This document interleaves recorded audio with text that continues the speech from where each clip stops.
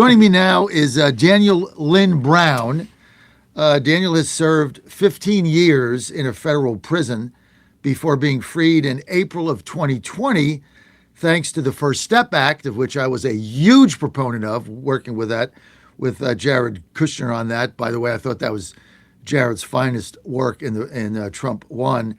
That was signed by President Trump. Since coming home, Daniel has built a construction company, become an ordained minister, bought 2 homes, and is raising 5 children with his wife Jennifer in Council Bluffs, Iowa.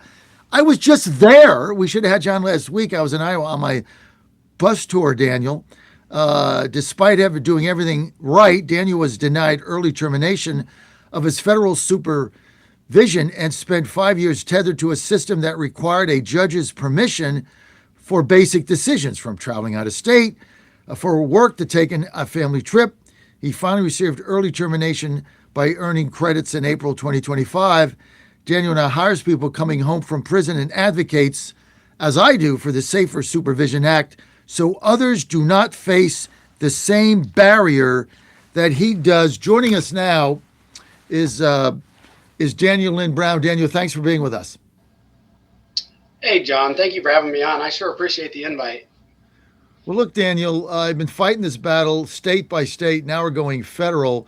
So people understand what the Safer Supervision Act is. When you get out of prison, this act has nothing to do with how you get released.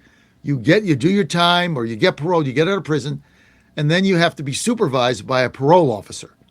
And what the Safer Supervision Act did, we got it passed in Virginia. Thank you, Governor Youngkin, for signing that. Under pressure, by the way, for signing that.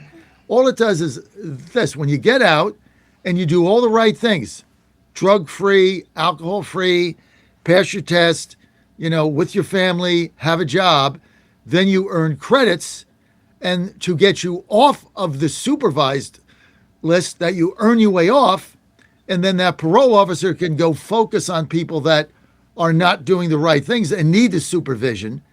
And it also frees you up from the tether of supervision, which is a pain in the neck, and stops you from job movement, job growth, etc. So for the life of me, I cannot understand why everybody, and certainly every Republican, is not in favor, Daniel, of the Safer Supervision Act. And just explain how this works.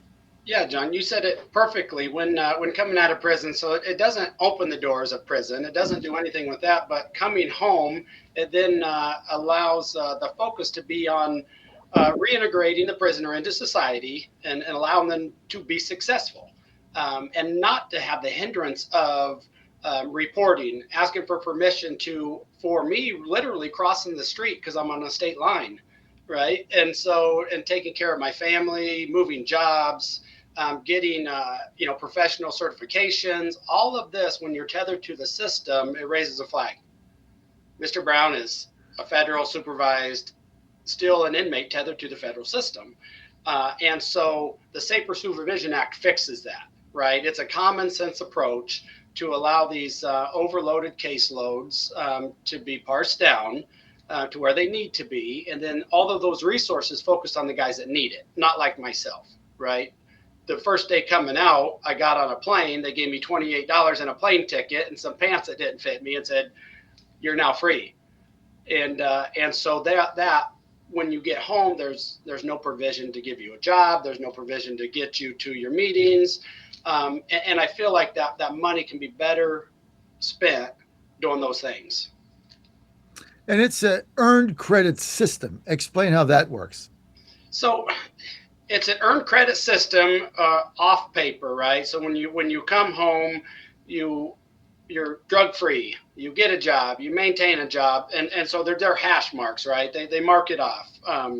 And so when you get to that point, there should be discretion for the judge then to say, okay, yeah, free Mr. Brown. But there's so much pushback now. Everybody with this, we went away from what it was intended to be, right? Initially, to wrap our arms around people, reenter in society, to make them better neighbors, better sons, better brothers, better husbands. And it's gotten away from that now to where we're looking for a way to then technically violate and send you back to prison. I mean, it's just insane why this is not widely accepted. And when we fought this battle in Virginia, and I remember the governor, like Governor Youngkin, was so much in favor of this, and his staff, because uh, at the time, I don't know if they're doing it now. He was, seriously looking at running for president in 2028, and his senior staff wanted him to veto this, saying that, it was going to hurt his law and order credentials. And we were like, this is the opposite of that, right? This is what you want. Right. You want to end, the prison to prison pipeline, and you want to do all the right things. You earn the credits to get off, which then gives you a chance to integrate back into society quicker. So for the life of me, I can understand any Republican or any Democrat, anybody that would not be in favor of this, Patrick. Yeah, no, I agree. We have a huge problem with the pipeline, the prison pipeline here in D.C. We have, I think, 20% of the males east of the river have been in jail, and at one point it was 40%. And so that's just a significant number, and they just come back, and there's really no true pathway. We are a heavily Democratic city, so they spend a lot of money on programs that do not work when they really should be focusing on skills that matter and training to industries that matter. And this has been an ongoing problem here in the District of Columbia. Uh, Daniel, tell me about when you get pushback on this bill, and I got some of it when we're doing it in Virginia, but the only pushback I get is, well, it's soft on crime, and this has got nothing to do with crime. You already did your time. Mm-hmm. Like I don't understand how this Safer Supervision Act continually gets misconstrued by the right, the hard right, and I've even got Democrat friends of mine that are not comfortable with it. But try to explain why. Right. So, and that's the narrative, right? Every time we have a criminal justice reform bill or a supervision bill, everybody thinks we're getting soft on crime. And that's what we have to change. And that's why I told Reform Alliance, I said, anytime you want me to speak, I'll speak to this because I know what it is. I've been 15 years in prison. I know the hindrances of supervision. I know what it is. So a lot of times when I speak, we got to let them know that to make the community safer, we have to invest that money in the guys reintegrating into society so they are a success, because then that makes things safer. And then if we take those resources away from guys like me, so they spent 4.5 extra years supervising me, whatever that cost is, right? So ABC cost, and it could have been better served making a safer community. And so that's where that common sense approach comes in. And that's the narrative that we got to continue to push, that this is not soft on crime. This is a common sense approach to fix something that was intended to work in a manner, and that's not working anymore. So we have to take a look at it. And it's earned credits. And the other great thing about this bill is, people don't realize that, Patrick, parole officers across the country we're way under resourced. Mm. Like Daniel, what's an average caseload now for an average parole worker?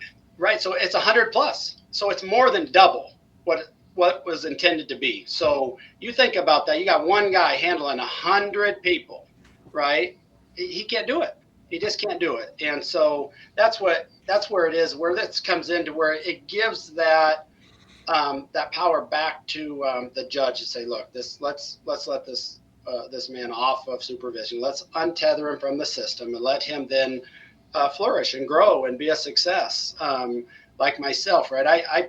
I went through it for 5 years after being released, after starting a business, being a success, getting married, being an ordained minister, and still, if I wanted to just cross the state line to help my daughter fix her car, I had to get permission to go out of the country. Even though I had a passport, I had to have a federal judge sign a document saying that I could do that, go on a family trip to Mexico.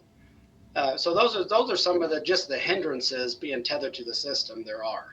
Well, you are fortunate you own your own company, right? You started your own business, but as an employee, walk us through some of the hassles. I mean, we want our former prisoners to get jobs, right? I mean, that's Right. the key. You do any of the studies, Patrick, Yeah. any study we have is the pathway not to return or recidivism is a job. And explain how this tethering in perpetuity hurts people's ability to keep jobs and to grow in that job. Dan. Yeah, so it really limits you in your ability to progress, right? So now we see that most people change jobs every 2 years, right? That's what the new. You don't stay at a job, you don't stay there forever. Most of them change jobs every 2 years. But with this being tethered to the system, like myself, I couldn't get a criminal background badge. I couldn't get onto our Offutt Air Force Base. I couldn't even get into some of these schools that we had contracts with as a contractor because of that. The simple fact that I was still tethered to a system. And so what happens is even then if your PO calls, you have to meet him. So that means maybe a couple times a week, you've got to go and show up and take a drug test, even though you might not even be a drug offender, right? In some cases, you got to go do this. So what it does is employers finally get tired of it, right? And being an employer, and I at one time probably had 80% of my employees that were either on the 8th district or the 4th Judicial State District, to where I was making reports to their POs. And what I would often tell them is that, guys, can you schedule these guys to have an early morning meeting or a late afternoon meeting? Nope, they would schedule them at noon, 1 o'clock. I'm like, I got a job, I got business to run. I can't have half of my workforce leaving at noon and shutting the whole job site down because you just want to see them. I said, it doesn't make sense. Well, that's why this bill is so critical, Patrick, and it follows President Trump's first term of the One Step Act.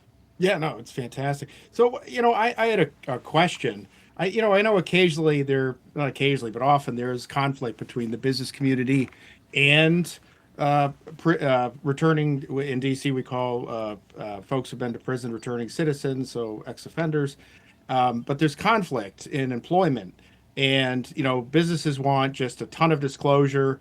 For example, if you were in prison for robbing a series of banks, well, gee, maybe the bank should know this. But are there best practices out there on really what should be disclosed, or what level of disclosure you need between someone who's been to prison and an employer? Because this is obviously this is one of the big barriers. That moment when you go into that job interview and it's like, hey, I can't imagine what it's like. I was in prison for this gap in my resume.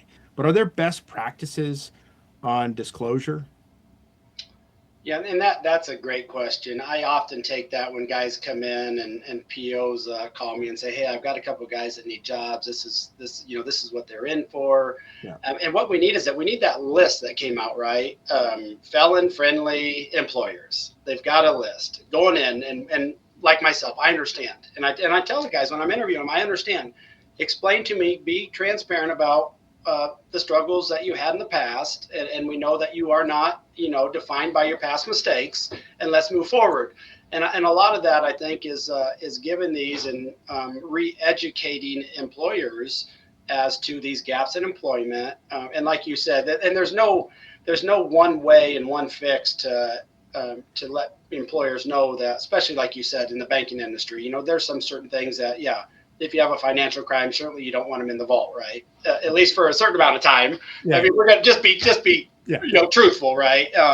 And so those things, we need to have that disclosure, and it makes sense. But then we also need guys, and we need guys re-entering into society to come into these trades that we're so lacking. We're lacking in skilled tradesmen, right? We're just so short. I know the numbers are staggering, that there's just nobody in these trades anymore. And so that's what we've done. We've actually wrapped our arms around these guys coming in and say, look, we're going to train you in a trade that you can go anywhere in the world, because what we are is a commercial glazing company, and put in glass, right?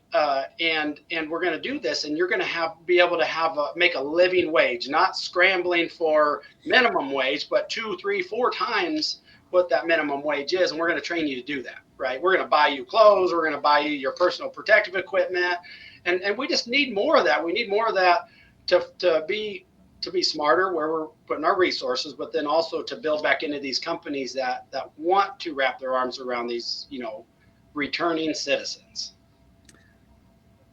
Yeah. One other quick, because I'm in the bluest of the blue urban areas, and they have a program for everything. a lot of times they don't look at outcomes. And there was a period of time that, for example, there were CDL programs, and some were quite good, where any returning citizen, they could plug into these CDL programs, and next thing you know, they're making a really great living. They're occupying their time and their days. They're doing something where they need to stay off drugs. They need to stay off alcohol.